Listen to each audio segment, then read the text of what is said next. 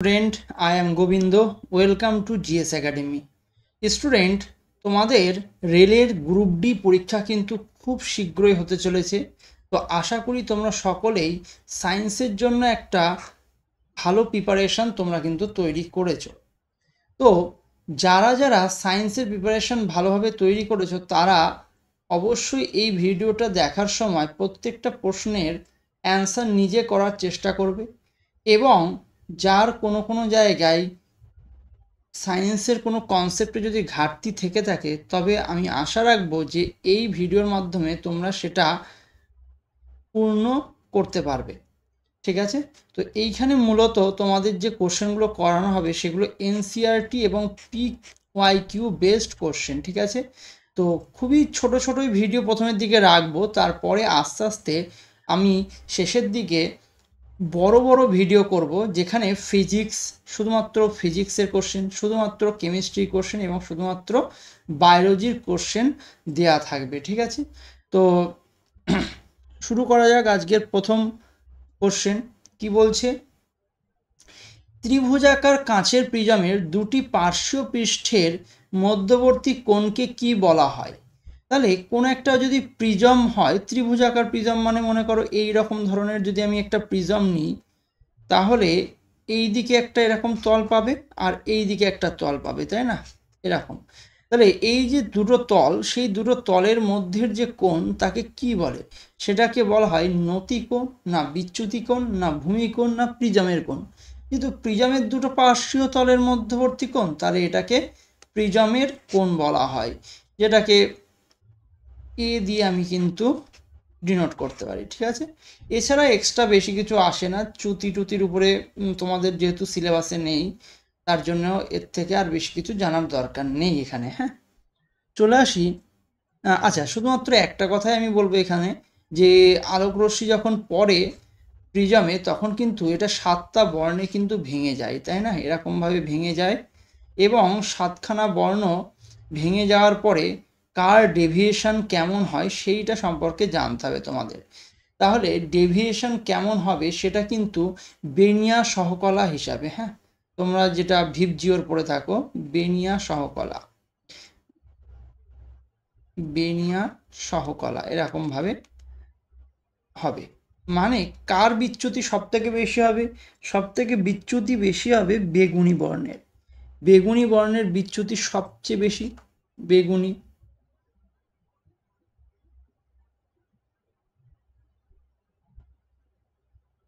বেশি বিচ্যুতি।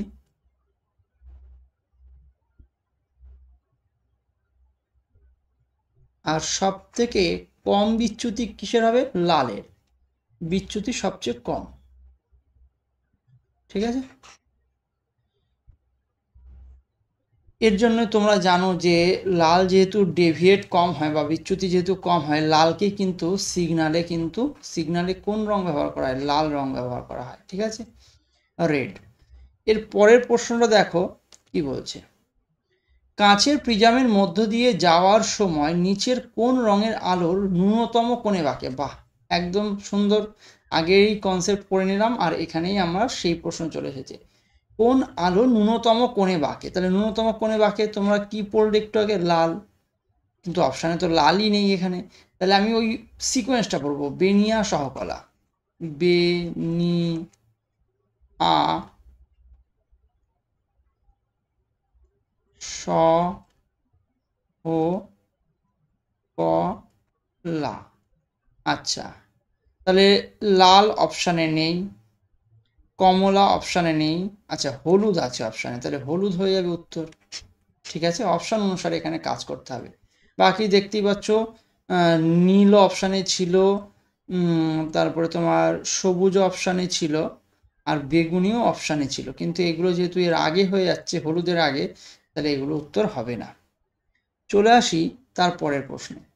একটি উত্তল দর্পণ, যাক আজকে একটা উত্তল দর্পণের প্রশ্ন পাওয়া গেছে, তাহলে এই প্রশ্নটার মাধ্যমে আমি উত্তল দর্পণ সম্পর্কে তোমাদের সবকিছু বলে দেবো। আচ্ছা, উত্তল দর্পণ একটি অত্যন্ত ছোট আর বিন্দু আকারের অসৎ প্রতিচ্ছবি তৈরি করেছে, মানে প্রতিবিম্ব তৈরি করেছে। তাহলে প্রতিচ্ছবির অবস্থান কি হবে? আচ্ছা, উত্তল দর্পণ সম্পর্কে একটু আগে বলে দিই। সে আমি আগের দিন গলীয় দর্পণ তোমাকে পড়িয়েছিলাম, এটা গোলাকার অংশ থেকে কাটা হবে।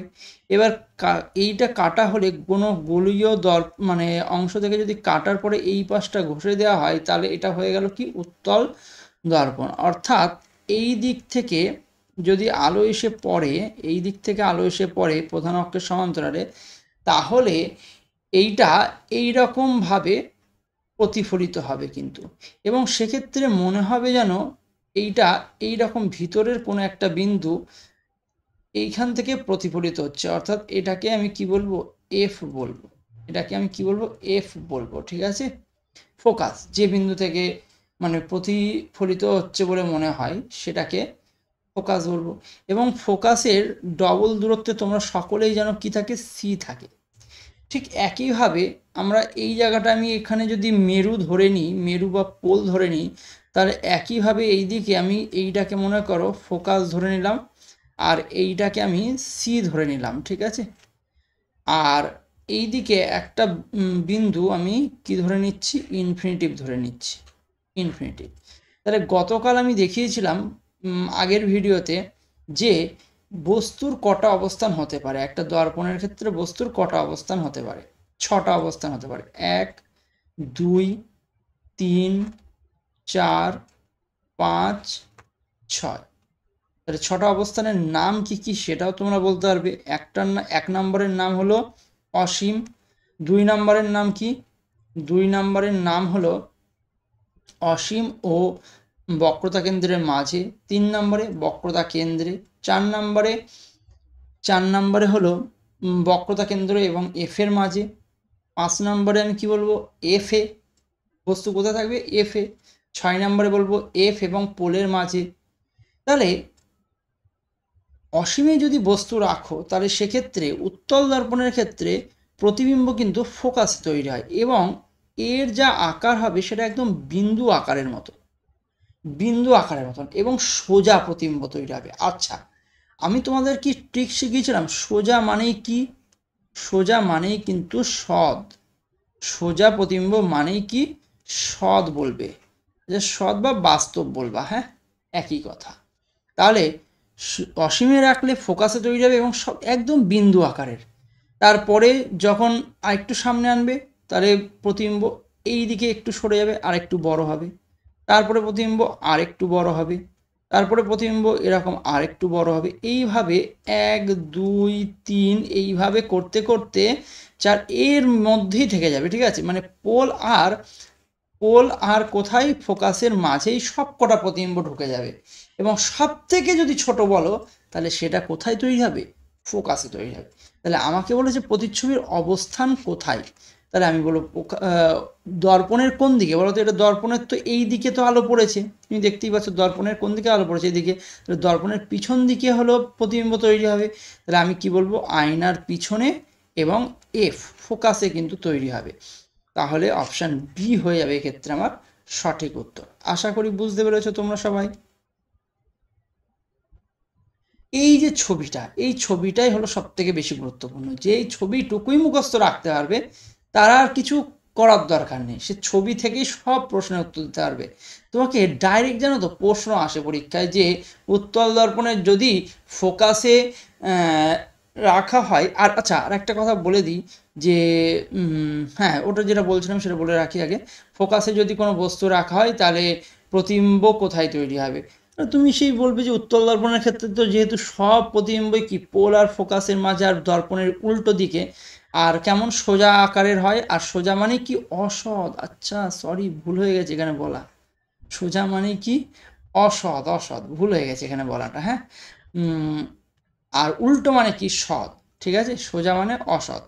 আচ্ছা, এরপরে আমি যেটা বলতে যাচ্ছিলাম যে উত্তল দর্পণের ক্ষেত্রে আমি দেখো তো এই জিনিসগুলো বলেছিলাম কিনা, একবার তোমাদেরকে জিনিসটা ঝালিয়ে দিই। বিবর্ধন সম্পর্কে বলেছিলাম কিনা, বলবে যে হ্যাঁ। অবতল দর্পণও বলেছিলে, উত্তল দর্পণও বলে দিয়েছিলে সেদিন।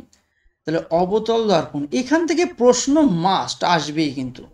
অবতল দর্পণের ক্ষেত্রে বিবর্ধন এম এর মান সর্বদাই কত হবে বলো, সর্বদাই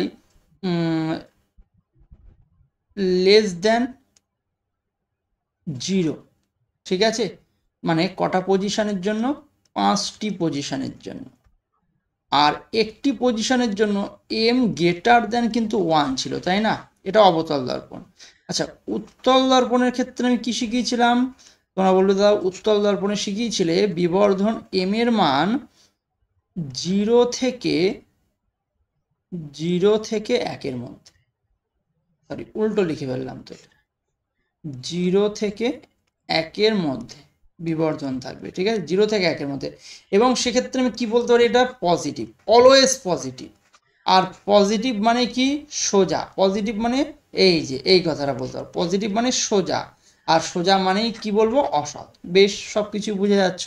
আর অবতল দর্পণের ক্ষেত্রে এটা কি, নেগেটিভ, এইটুকু নেগেটিভ, আর এই একমাত্র ক্ষেত্রে পজিটিভ, একমাত্র ক্ষেত্রে পজিটিভ। এবং পজিটিভ শুধু নয়, এটা কি 1 থেকে বড়, এটাই হলো সব থেকে বেশি ইম্পর্টেন্ট ব্যাপার। চলে আসি তার পরের প্রশ্নে। কি বলছে, একটি মোটরসাইকেল স্থির থেকে শুরু করে 10 সেকেন্ডে 30 মিটার পার সেকেন্ড বেগ অর্জন করে। তাহলে ধরে নিই যে ত্বরণ সমান মোটরসাইকেলটি এই বেগ অর্জনের জন্য কত দূরত্ব অতিক্রম করেছে তা নির্ণয় করো। এটা হলো তোমার গতির সমীকরণের উপরে প্রশ্ন, ঠিক আছে, একদম ফার্স্ট ফিজিক্সের চ্যাপ্টার। তোমরা আশা করি গতির সমীকরণ 4টেই জানো। গতির সমীকরণ যারা জানো না তারা অবশ্যই একটু লিখে রাখো, আগামী দিনে লাগবে কিন্তু, হ্যাঁ, যারা নোট খাতা নিয়ে বসো তারা কিন্তু অবশ্যই লিখে রাখবে গতির সমীকরণ। এই 4টে ফর্মুলা থেকে পরীক্ষায় প্রশ্ন আসেই। তাহলে প্রথম সমীকরণ কি, v is equal to u plus at, ঠিক আছে, যেখানে এ হলো ত্বরণ।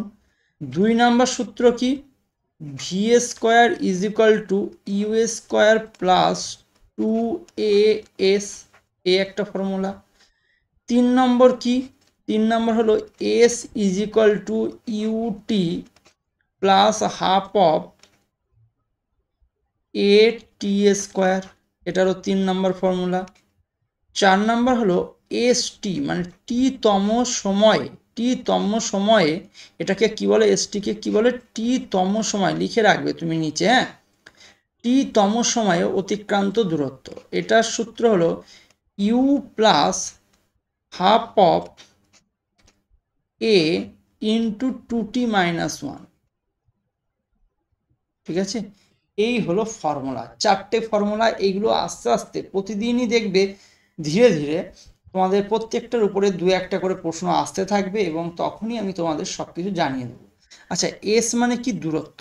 এস মানে কিন্তু দূরত্ব, মনে রেখো, এস মানে দূরত্ব। ভি মানে অন্তিম বেগ, ভি মানেটা একটু লিখে দিই, অন্তিম বেগ।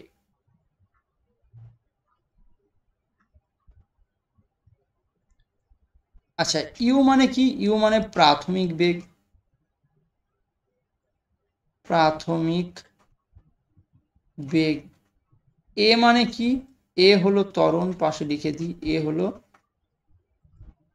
ত্বরণ। আচ্ছা, টি হলো কি, সময়, টি হলো সময়। আর এস টিটা বারবার বলছি, এটা কিন্তু মনে রাখবে, টি তম সেকেন্ডে, টি তম সেকেন্ডে। এর উপরে কোশ্চেন আসে কিন্তু, হ্যাঁ, তোমাদের গ্রুপ ডিতে, সেকেন্ডে অতিক্রান্ত দূরত্ব, অতিক্রান্ত দূরত্ব। এই সব ফর্মুলাগুলো আমি একবার বলে দিলাম। এইবার তোমরা চলে এসো অঙ্কে। কি বলছে, 10 সেকেন্ড সময় নিয়েছে, 10 সেকেন্ডে ও বেগ অর্জন করেছে ভি, সেটা কত বলো, 30। তাহলে তোমরা জানো যে সময়ের সাপেক্ষে বেগ বৃদ্ধির হারকে কি বলে, ত্বরণ। ত্বরণের সংজ্ঞাটাকে তোমরা আগে পড়তে হবে। সময়ের সাপেক্ষে বেগ বৃদ্ধির হারকে, বা ত্বরণের তুমি তো ফর্মুলা জানো, মিটার পার সেকেন্ড স্কোয়ার। তার মানে কি, মিটার পার সেকেন্ডটা হয় কি বেগ, আর সেকেন্ড দিয়ে আর একবার ভাগ করলে কি হচ্ছে, মানে সেকেন্ড স্কোয়ার। তাহলে ত্বরণ বলতে কি বোঝায়, 30 হলো বেগ, মনে করো তার পরিবর্তন হয়েছে 10 সেকেন্ডে, 10 দিয়ে ভাগ করে দিলাম, তাহলে প্রতি সেকেন্ডে বেগের পরিবর্তনকে ত্বরণ বলে। আজকে থেকে যারা জানো না তারা একটু লিখে নেবে। তাহলে আমি বলবো যে এখানে 3 মিটার পার সেকেন্ড স্কোয়ার হয়ে গেল ত্বরণ।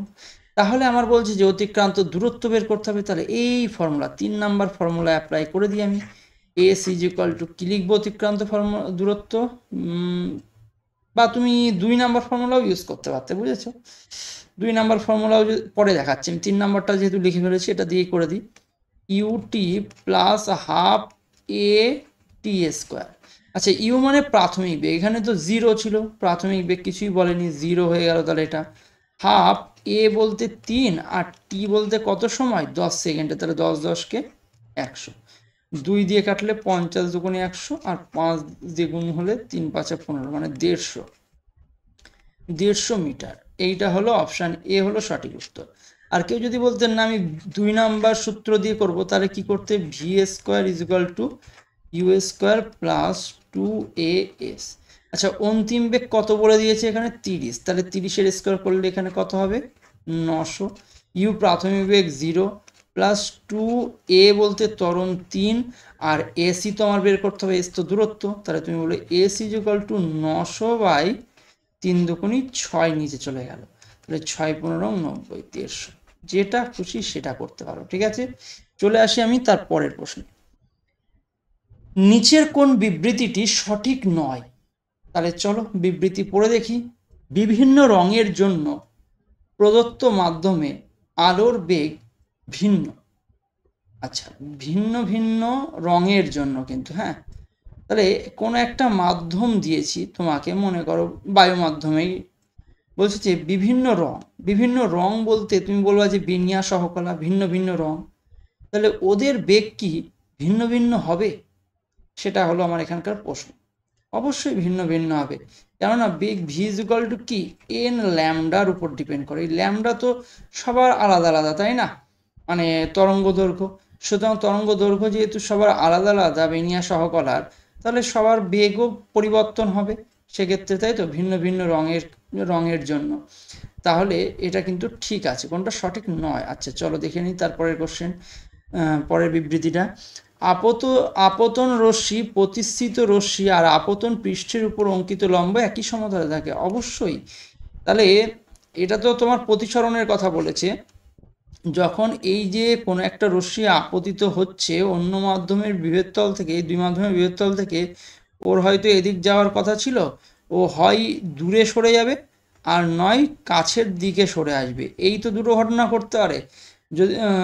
যদি নিচেরটা লঘু হয় তাহলে দূরে সরে যায়, আর যদি নিচেরটা ঘন হয় তাহলে কাছে সরে আসে, এটা তো জানো। তো বলছে যে এখানে আপতিত রশ্মি, প্রতিসৃত রশ্মি মানে নিচের দুটোর মধ্যে যে কোনো একটা, আর আপতন বিন্দুতে অঙ্কিত অভিলম্বটা, এরা সবাই একই সমতলে থাকবে। আচ্ছা, অনেক ছেলে মেয়ে ভাবে একই সমতল মানে মনে হয় এইটা বোধহয় সেই সমতল, তা নয়। এই যে তুমি যে ব্যাকগ্রাউন্ডটা দেখছো, এই ব্যাকগ্রাউন্ডে থাকবে, ঠিক আছে, এটা আমি বলতে চেয়েছি। মানে এই তিনটেকে একটা তলের উপর তুমি বসাতে পারবে, ঠিক আছে, এদিক ওদিক হবে না, তাহলে এটাও কিন্তু ঠিক আছে। চলো 2 নাম্বার বিবৃতিও ঠিক আছে। আপতন কোণ প্রতিসরণ কোণ সমান, এই তো ভয়ঙ্কর কথা বললো। আপতন কোণ আর প্রতিফলন কোণ সমান বলতে পারি, প্রতিসরণ বললে তো ভুল হয়ে যাবে, কেননা প্রতিসৃত রশ্মি তো একটু বেঁকে যায়, যেদিকে আসার কথা ছিল সেদিকে তো আসে না, এই যে বেঁকে যাচ্ছে, হয় এদিকে বেঁকবে না এদিকে বেঁকবে, তাহলে আপতন কোণ আর প্রতিসরণ কোণ সমান নয় কিন্তু, তাহলে অপশান সি হলো সঠিক অ্যান্সার, মানে এটাই হলো তোমার সঠিক নয় হবে। ঠিক আছে, আর বিভিন্ন মাধ্যমে আলোর গতি ভিন্ন, সবাই জানো যে শূন্য মাধ্যমে আলোর গতি কিন্তু সর্বাধিক, তাহলে শূন্য মাধ্যমে আলোর গতি সর্বাধিক, আর যত মাধ্যম ঘন হবে তত আলোর গতি কমতে থাকবে। আর শূন্যতে আলোর বেগ কত, তুমি বলে 3 × 10⁸ মিটার পার সেকেন্ড, এটা হলো আলোর বেগ। ঠিক আছে, যে কে আবিষ্কার করেছিল, মানে এটা মেপেছিল কে, বিজ্ঞানী ওলে রোমার, মনে রেখো কিন্তু, হ্যাঁ, রোমার কিন্তু এই মানে আলোর বেগ মেপেছিল। চলে আসি তার পরের প্রশ্ন, কি বলছে, চৌম্বক ক্ষেত্ররেখা বিবেচনা করলে নিম্নলিখিত বিবৃতিগুলির মধ্যে কোনটি সত্য নয়? তাহলে চৌম্বক ক্ষেত্ররেখা, তোমরা সবাই জানো যে কোনো জায়গায় এরকম যদি একটা চৌম্বক রাখা হয়, ঠিক আছে, তার এই দিকে যদি মনে করো আমি নর্থ পোল দিই আর এদিকে যদি মনে করো সাউথ পোল দিই, তাহলে চৌম্বক বলরেখা, এর চারপাশে কি তৈরি হয়, একটা চৌম্বক বলরেখার সৃষ্টি হয়, আর এই চৌম্বক বলরেখার জন্যই আমরা এই এই যে চৌম্বকের আশেপাশে চৌম্বক ক্ষেত্র অনুভব করি। আর এই চৌম্বক বলরেখার একটা বিশেষ ধর্ম হলো এর নর্থ পোল থেকে শুরু হয়, সাউথ পোলে গিয়ে শেষ হয়, আবার ভিতরে ঢুকে গিয়ে একটা বদ্ধ লুপ তৈরি করে। দারুণ কথা বলে দিলাম কিন্তু, হ্যাঁ, কেননা এই লাইনটার উপরেই একটা প্রশ্ন থাকবে তোমার। তাহলে চৌম্বক বলরেখা কোথা থেকে শুরু হয়, কোথায় শেষ হয়, কনসেপ্ট আগে বলে দিচ্ছি। নর্থ থেকে শুরু হয়, সাউথের দিকে শেষ হয়, ঠিক আছে। তাহলে যদি প্রশ্ন করে যে চৌম্বকের বাইরে, কথাটা বুঝবে কিন্তু, চৌম্বকের বাইরে, চৌম্বকের বাইরে যদি বলে বাইরে, তাহলে তুমি বলবে নর্থ থেকে সাউথের দিকে, ঠিক আছে। আর চৌম্বকের ভিতরে যদি বলে, চৌম্বকের ভিতরে, তাহলে তুমি উত্তর দেবে সাউথ থেকে নর্থে বলরেখার অভিমুখ। কেন বলো? কেননা এই দিক থেকে আবার ঢুকছে না, প্রবেশ করছে, দিয়ে আবার এদিক থেকে এই দিকে যাচ্ছে, তাহলে এই দিকে ভিতরে হয়ে গেল, মানে সাউথ থেকে নর্থ হয়ে গেল। তাহলে চৌম্বকের ভিতরে কিন্তু সাউথ থেকে নর্থ, আর বাইরে কিন্তু কি নর্থ থেকে সাউথ, ঠিক আছে। এই হলো বলরেখার অভিমুখ। আচ্ছা, আর বলরেখার সব থেকে বড় আরেকটা বিশেষত্ব কি, যে এই একটা বদ্ধ লুপ তৈরি করে, কিন্তু বদ্ধ লুপ। খুব সুন্দর কথা। চলে আসি আমরা এখানে কি বলেছে সেই সমস্ত কথাবার্তায়।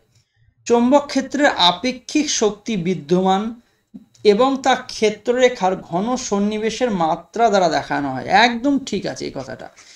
যত বেশি চৌম্বক বলরেখা তুমি পাবে, তত বেশি ওখানে চৌম্বকত্ব তুমি অনুভব করবে। মানে তুমি যদি এই যে চৌম্বকটার, এই চৌম্বকের এই আশেপাশে যাও, তাহলে প্রচুর বলরেখা পাবে এই আশেপাশে, ঠিক আছে, প্রচুর বলরেখা। কিন্তু যত দূরে চলে যাবে তত কিন্তু বলরেখা আস্তে আস্তে কমতে থাকবে।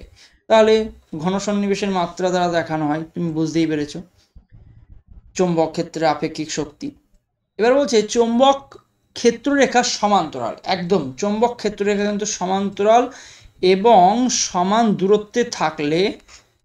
দূরত্বে থাকলে তারা শূন্য ক্ষেত্র শক্তি প্রদান করে। এ আবার কি কথা? শূন্য ক্ষেত্র শক্তি কেন প্রদান করবে? ও তো ক্ষেত্র শক্তিটাই প্রদান করবে, এটা পজিটিভ, তাই না? যে আমি চৌম্বক, আমার কাছে এলে তুমি চৌম্বকত্ব অনুভব করবে, তাহলে শূন্য কেন হবে? এটাই তো ভুল, সত্য নয়। তাহলে এটাই আমার কারেক্ট অ্যান্সার হয়ে যাবে, অপশান বি হলো এক্ষেত্রে সঠিক উত্তর। দেখি বাকিগুলো। বলছে চৌম্বক ক্ষেত্ররেখা হলো বদ্ধ বলরেখা, এই যে আজকে বলেছিলাম, প্রথমেই একটু আগে বললাম যে বদ্ধ লুপ তৈরি করে। আর লাস্টে কি বলছে, একটি বিন্দুতে চৌম্বক ক্ষেত্রের দিক একটি চৌম্বক কম্পাস সূচের উত্তর মেরু যে দিকে নির্দেশ করে সেই দিক হিসাবেই ধরা হয়। একদম চৌম্বক ক্ষেত্রের দিক আমি কি করব, কম্পাসের সূচের উত্তর মেরু যে দিকটা নির্দেশ করবে সেই দিকটাকে আমরা দিক হিসাবে ধরে নেব। এই বিবৃতিটাও তোমরা একটু মুখস্থ করে নিও। চলে আসি তার পরের প্রশ্ন। কি বলছে পরের প্রশ্ন, নিম্নলিখিত বিজ্ঞানীদের মধ্যে কে প্রথম কাঁচের প্রিজম ব্যবহার করে সূর্যালোকের বর্ণালী আবিষ্কার করেছিল? সূর্যালোকের বর্ণালী মানে ওই যে সূর্য 7টি বর্ণে বিভক্ত হয়ে যায়, এটা কে আবিষ্কার করেছিল? তোমরা সকলেই হয়তো জানো এই সহজ প্রশ্নটার উত্তর স্যার আইজ্যাক নিউটন হবে কিন্তু, ঠিক আছে। চলে আসি।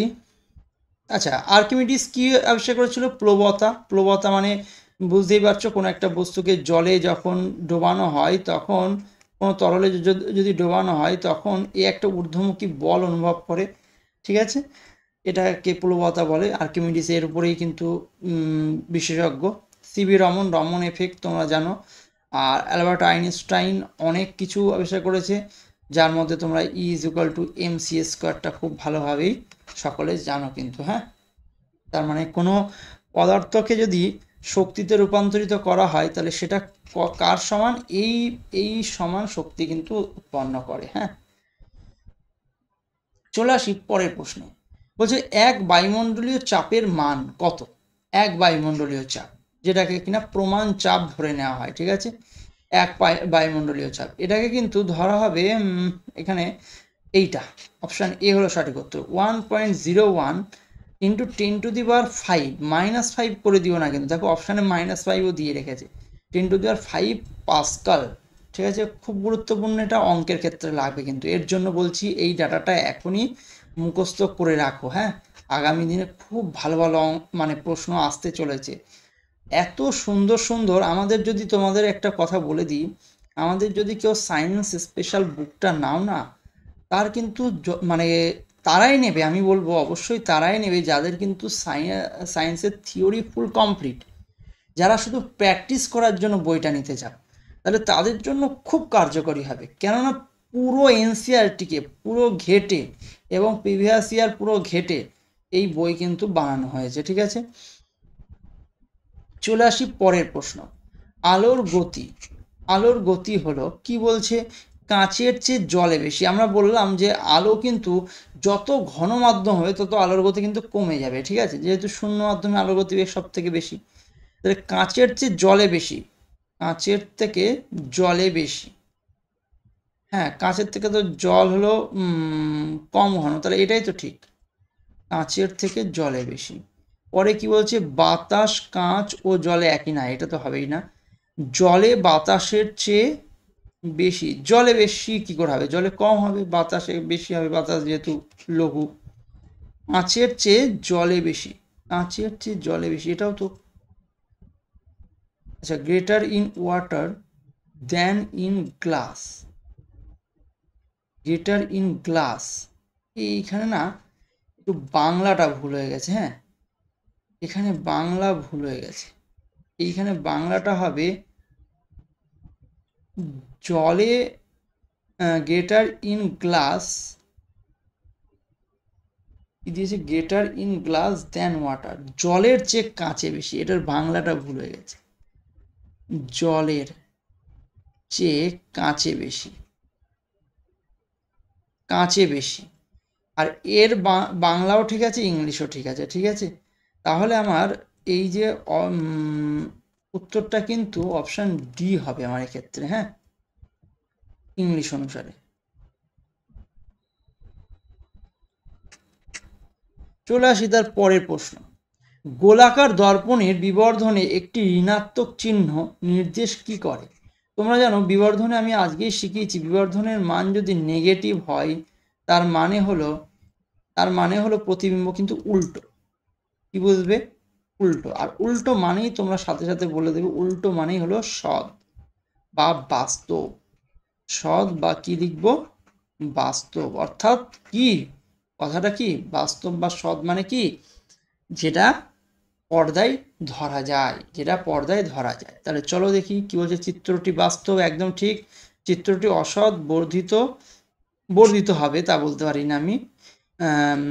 চিত্রটি হ্রাসপ্রাপ্ত হবে, এগুলো কিছু বলতে পারি না। হ্যাঁ, নেগেটিভিটি শুধুটা কেউ যেন আবার ভেবো না যে নেগেটিভ মানে হ্রাসপ্রাপ্ত, এইসব নয় কিন্তু। হ্যাঁ, সাইনটা শুধু উল্টো না সোজা সেটা নির্দেশ করে। ঠিক আছে, আচ্ছা, এইবার কি বলছে, একটি অবতল দর্পণের বক্রতা ব্যাসার্ধ 4 মিটার।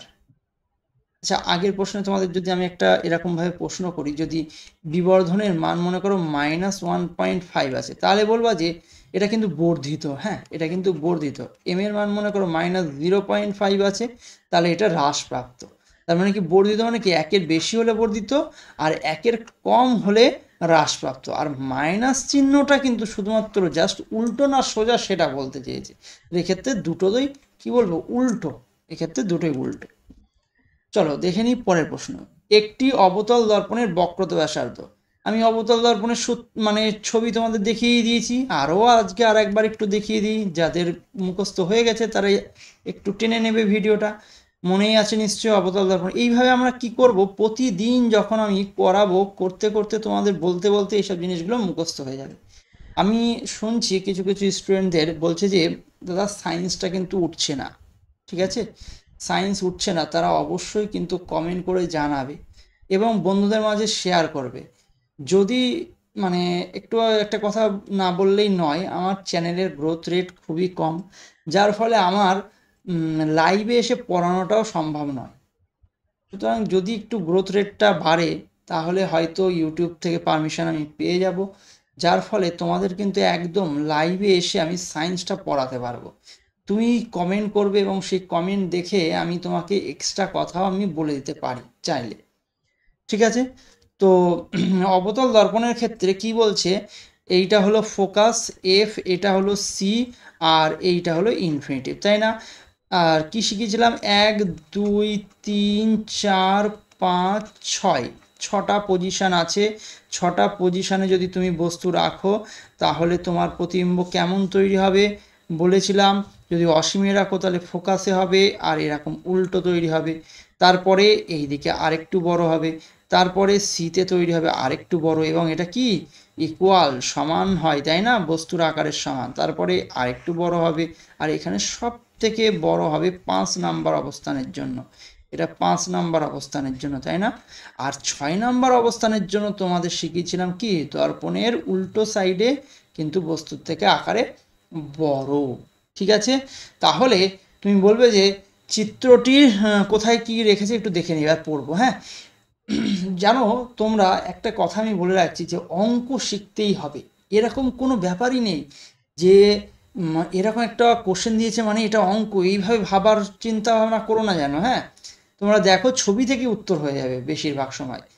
অবতল দর্পণের বক্রতা ব্যাসার্ধ 4, তাহলে বক্রতা ব্যাসার্ধ মানে কি তোমরা জানো, সি এর দূরত্ব, সি হলো 4 মিটার দূরে আছে।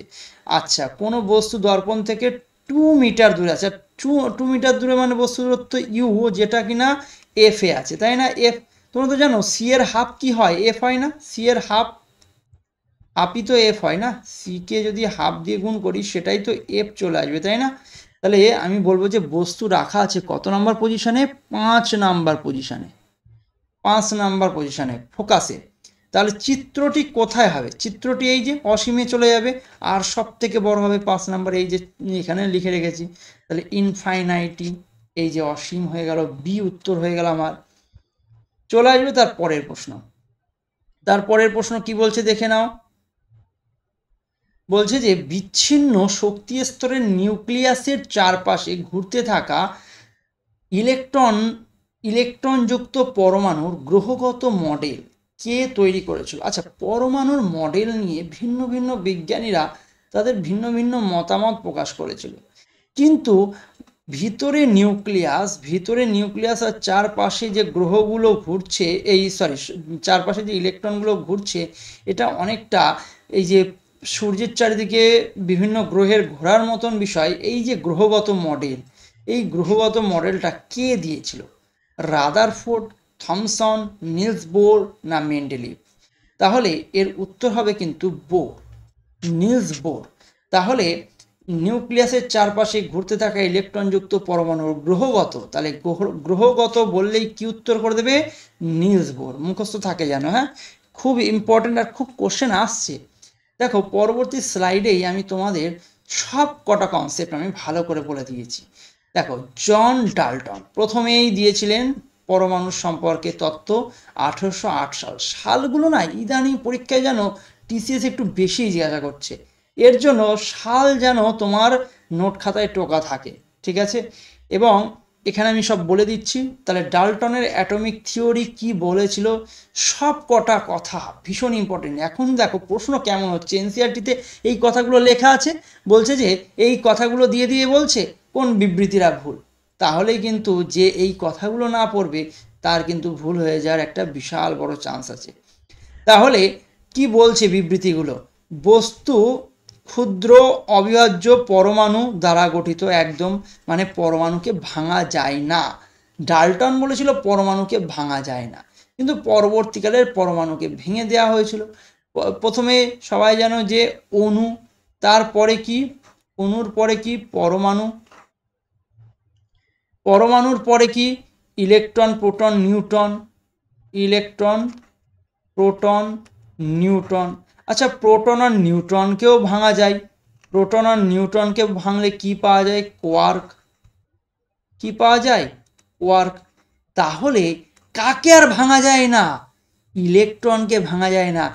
যদি তোমার একটা খুব ভালো ডেপথের কোশ্চেন হয় যে নিচের কোনটি fundamental particle of an atom, মানে নিচের কোনটি পরমাণুর একদম মৌলিক কণা, তাহলে তুমি উত্তর করবে ইলেকট্রন, কিন্তু কেননা ইলেকট্রনকে তো আর ভাঙা যায় না, ঠিক আছে। খুব গুরুত্বপূর্ণ প্রশ্ন হয়ে যাবে কিন্তু সেক্ষেত্রে। হ্যাঁ, তারপরে দেখি কি বলছে। আচ্ছা, এটাও কিন্তু মনে রাখবে বা নোট খাতায় টুকে রাখবে যে নিউট্রন আর প্রোটনকে ভাঙলে কি পাওয়া যায়, কোয়ার্ক পাওয়া যায়। আপ কোয়ার্ক, ডাউন কোয়ার্ক এরকম আছে। হ্যাঁ, তো তোমাদের এত কিছু জানার দরকার নেই, এইটুকু জানলেই হবে, ঠিক আছে।